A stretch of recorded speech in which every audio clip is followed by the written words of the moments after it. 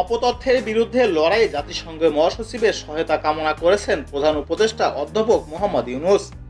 তিনি বলেন, আমরা আপনার আশীর্বাদ চাই, বিশেষত একটি বিষয় অপতথ্যের বিরুদ্ধে যা আমাদের ধ্বংস করেছে।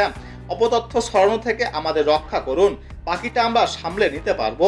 সন্ধ্যায় রাজধানী একটি হোটেলে সফররত জাতিসংঘ মহাসচিব অ্যান্তোনিও গুতেরেসের সম্মানে আয়োজিত ইফতার অনুষ্ঠানে তিনি এসব কথা বলেন।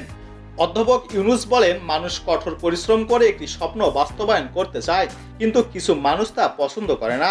জাতীয় ঐক্য প্রসঙ্গে প্রধান উপদেষ্টা বলেন, শিক্ষার্থীরা যে ঐক্য তৈরি করেছে তা দেশের সকল পর্যায়ে জনগণের মধ্যে একটি অনন্য সংহতি সৃষ্টি করেছে।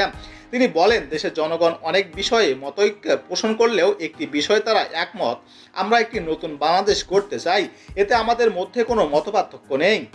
গত বছরের জুলাই আগস্টে সংঘটিত ছাত্র আন্দোলনকে ঐতিহাসিক আখ্যা দিয়ে অধ্যাপক ইউনূস বলেন, শিক্ষার্থীদের কাছে অস্ত্র ছিল না, ছিল কেবল তাদের জীবন।